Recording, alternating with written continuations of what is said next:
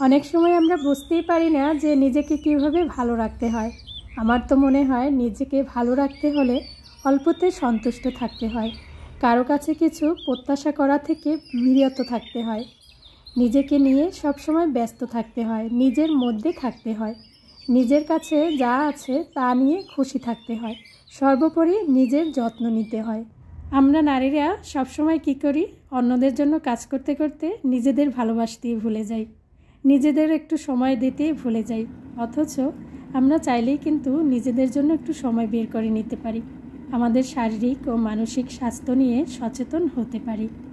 নারী হিসেবে আমাদের দায়িত্বগুলো পালন করে যেতেই হবে, এ ব্যাপারে তো কোনো বিতর্কের সুযোগ নেই। কিন্তু পাশাপাশি আমাদের নিজেদের যত্নের দিকেও একটু খেয়াল রাখতে হবে। আসসালামু আলাইকুম, সবাইকে আমন্ত্রণ জানাচ্ছি নতুন একটি ভিডিওতে। কেমন আছেন সবাই? আশা করছি যে যেখান থেকে দেখছেন সবাই ভালো আছেন এবং সুস্থ আছেন। আলহামদুলিল্লাহ, আমিও ভালো আছি আল্লাহর রহমতে, আপনাদের সবার দোয়া ও ভালোবাসায়। রাতে কিছু কাজ গুছিয়ে নিচ্ছি, পরের দিন সকালটা যাতে অনেক বেশি সুন্দর হয় এবং কাজগুলো সহজ হয়ে যায়। এই তো রুটির জন্য আটাগুলোকে গুলে রেখে দিব, এতে করে সকালবেলা আমি ঝটপট রুটি বানিয়ে নিতে পারবো। এই কাজটা আমি প্রায়ই করে থাকি। আর এখন তো বাচ্চাদের পরীক্ষা চলছে, তো রাতে যদি কাজ গুছিয়ে রাখি সকালে ঝটপট নাস্তা বানিয়ে দিতে পারবো, ওরা খেয়ে চলে যেতে পারবে। তো সকালবেলা আমারও কাজে অনেকটা সুবিধা হবে। তো রাতে কিন্তু আমি রুটির জন্য সব কিছু রেডি করে রেখে দিয়েছি, সাথে আলু ভাজি করব বলে আলুটাও কেটে রেখে দিয়েছিলাম। যদিও আজকে আলু কুচিটা একটু বড় বড় হয়েছে, তো কোনো ব্যাপার না, আমরা নিজেরাই তো খাবো, সবসময় যে পারফেক্ট হতে হবে তার তো কোনো মানে নেই, তাই না? তো এই যে আমি পানি দিয়ে কিন্তু ফ্রিজে রেখে দিয়েছিলাম। তারপরে সকালবেলা এই তো কিছু কাজ করছি আপনাদেরকে সাথে নিয়ে। তো কিছু ফল আনা হয়েছিল, তার সাথে ছিল শসা, টমেটো। তো এগুলো আমি পানিতে ভিজিয়ে রাখবো 15 থেকে 20 মিনিটের মতো।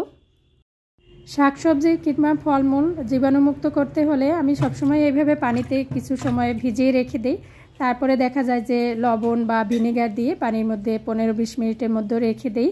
এতে করে শাকসবজি, ফল এগুলো একটু জীবাণুমুক্ত হয়, ফরমালিন থাকে অনেক সময়।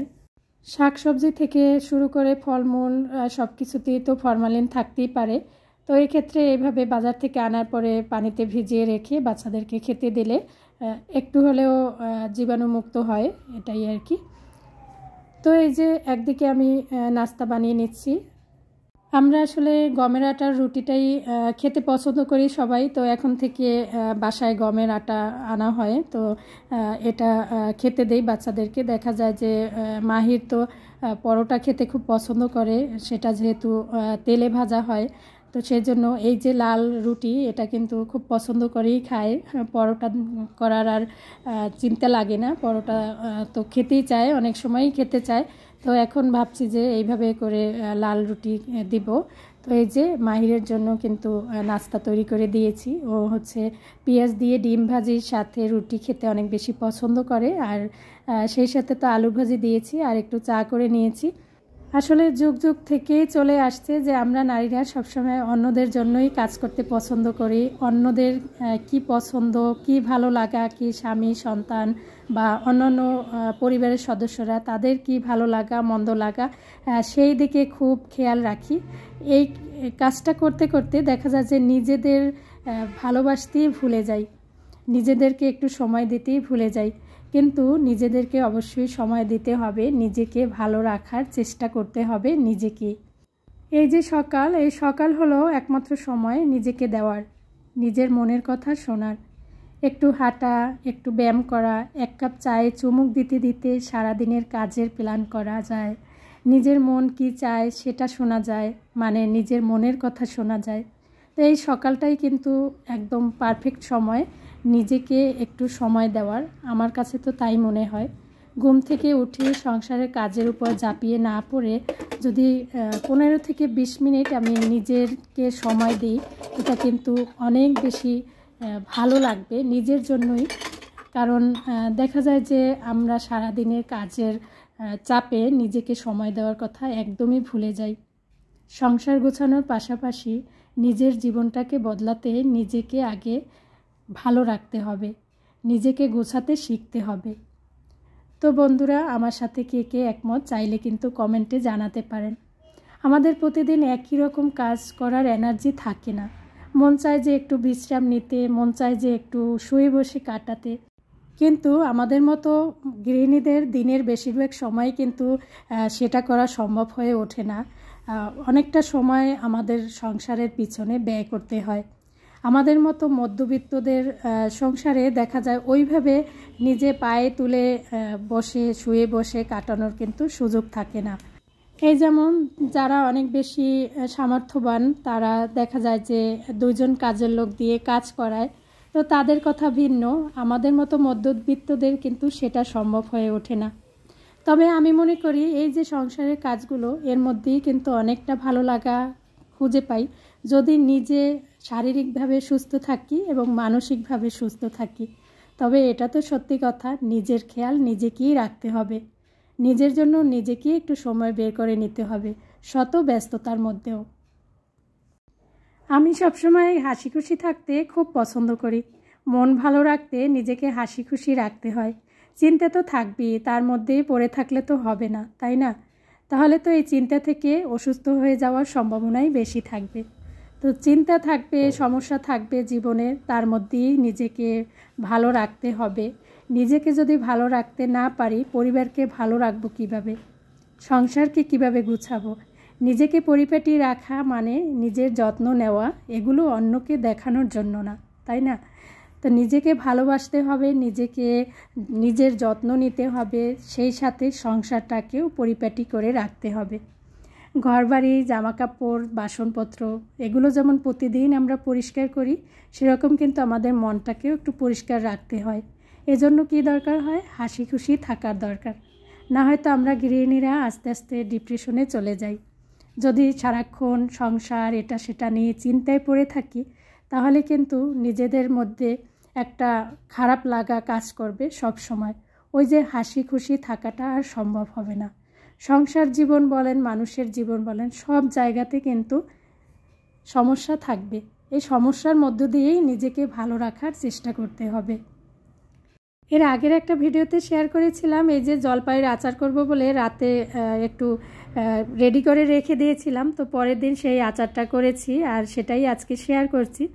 তো একদম সাদামাটাভাবেই এই আচারটা করা যায়। তো আমি তো চিনি দিয়ে মেখে রেখে দিয়েছিলাম, তো চিনি থেকে পানি বের হয়েছে, সারা রাত এভাবেই ছিল। এবার চুলায় দিয়ে জাল করতে থাকবো।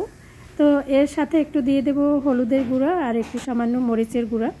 একদম সামান্য মশলাতেই এই আচারটা তৈরি করা যায়, খেতে কিন্তু বেশি ভালো লাগে। বাচ্চারা বিশেষ করে অনেক বেশি পছন্দ করে, কারণ একটু মিষ্টি মিষ্টি থাকে এই আচারটা। বিনা তেলে আর কি এই আচারটা তৈরি করা। তো একদম সাদামাটাভাবেই কিন্তু এই আচারটা তৈরি করেছি, বাসার সবাই অনেক বেশি পছন্দ করেছে। আর এই আচারটা তৈরি করা একদমই সহজ। তো বাসায় অল্প কিছু জলপাই ছিল, ভাবলাম যে এইভাবে সহজ একটা আচার করে দিই, পরবর্তীতে আচার করে নিব যদিও।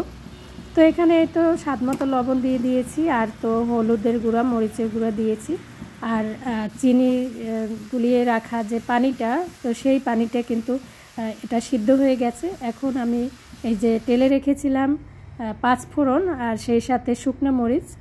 তো এই যে সামান্য কয়েকটা উপকরণ দিয়ে বানিয়ে নিয়েছি আচার। বাচ্চারা অনেক বেশি পছন্দ করে এবং তৈরি করাটাও অনেক বেশি সহজ।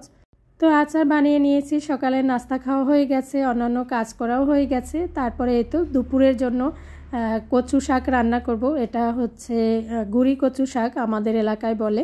অনেক দিন পর এই গুঁড়ি কচু শাকটা রান্না করব। আমার কাছে তো এই কচু শাকটা খেতে অনেক বেশি ভালো লাগে। তো আমি যেভাবে রান্না করি সেটা আপনাদের সাথে শেয়ার করছি। তো এখানে হচ্ছে কচুগুলোকে এই তো পরিষ্কার করে ছোট ছোট পিস করে কেটে নিয়েছি। তো একটুখানি পেঁয়াজ কুচি, রসুন কুচি আর লবণ আর সামান্য একটু পানি না দিলেও চলবে, ঢাকনা দিয়ে রেখে দিলে কিন্তু এই কচু শাক থেকে পানি বের হবে, তাতেই কচু শাক সিদ্ধ হয়ে যাবে। বিশেষ করে এই কচু শাক আমার কাছে অনেক বেশি ভালো লাগে। মাঝে মাঝে কিন্তু নিজের পছন্দের খাবার রান্না করে খেতে হয়, এটাও কিন্তু নিজের যত্ন নেওয়ার পর্যায়ে পড়ে। নিজেকে ভালো রাখতে হলে নিজের পছন্দের কাজ করতে হবে, নিজের পছন্দের খাবার তৈরি করে খেতে হবে। সবসময় যে পরিবারের সবার কথা ভাবতে হবে তা ঠিক আছে, তার পাশাপাশি নিজের কথাও ভাবতে হবে। তো এই যে কচু শাক দিয়ে কিন্তু অনেকখানি পানি বের হয়েছে। অনেকগুলো আমি কিন্তু রসুন দিয়েছি, একদম বেশি করে রসুন দিয়েছি। তো এবারে আমি একটু ফোড়ন দিয়ে নেব। তো আমরা হচ্ছে সরিষার তেল দিয়ে রান্না করি ইদানিং। তো সরিষার তেল দিয়েছি, এর সাথে দিয়ে দেব পেঁয়াজ কুচি, রসুন কুচি আর হলো শুকনো মরিচ। তো এগুলো একটু ভেজে ফোড়ন দিয়ে এই শাকটা নামিয়ে নেব। তো সত্যি কথা বলতে খাওয়ার পরে ভয়েস দিচ্ছি, বাসার সবাই খুব বেশি প্রশংসা করেছে যে এত সুন্দর করে কচু শাক কীভাবে রান্না করেছো, এত টেস্টি হয়েছে সত্যি কথা বলতে। আর কচু শাকটা একদম মিষ্টি মিষ্টি টাইপের ছিল, অনেক বেশি ভালো ছিল। তো বন্ধুরা, যে কথা বলছিলাম যে নিজেকে ভালো রাখার জন্য যা যা করার সেটা কিন্তু নিজেকেই করতে হবে, বিশেষ করে আমাদের মেয়েদের। আমি যখন অসুস্থ হব আমার পরিবারের সবার কিন্তু সেটা সাফার করতে হবে। তো সেজন্য নিজেকে ভালো রাখা খুবই দরকার। নিজের যত্ন নিতে চেষ্টা করতে হবে সব সময়, যতটুকু সম্ভব। নিজের মধ্যে একটা আলাদা শান্তি অনুভব করব যদি নিজের যত্ন নেই, নিজেকে ভালো রাখি। সারা জীবন শুধু সংসার সংসার করেই যাচ্ছি, তাই সময় থাকতে একটু সচেতন হতে হবে আমাদেরকে, নিজেদের খেয়াল রাখতে হবে। এটাই হলো সবচেয়ে বড় কথা আমি বলবো। আমরা যত কিছুই করি না কেন সব কিছুর পাশাপাশি নিজের জন্য একটু সময় বের করে নিতে হবে, নিজের যত্নটা নিতে হবে, নিজেকে ভালো রাখার দায়িত্ব নিজেকেই নিতে হবে। আসলে নিজেকে কিভাবে ভালো রাখা যায় আমরা কিন্তু সবাই জানি, তবে কারো কাছ থেকে শুনলে আরেকটু উৎসাহ পাই, এটাই হলো বড় কথা। তো আজকে এখানেই বিদায় নিচ্ছি, সবাই ভালো থাকবেন, আল্লাহ হাফেজ।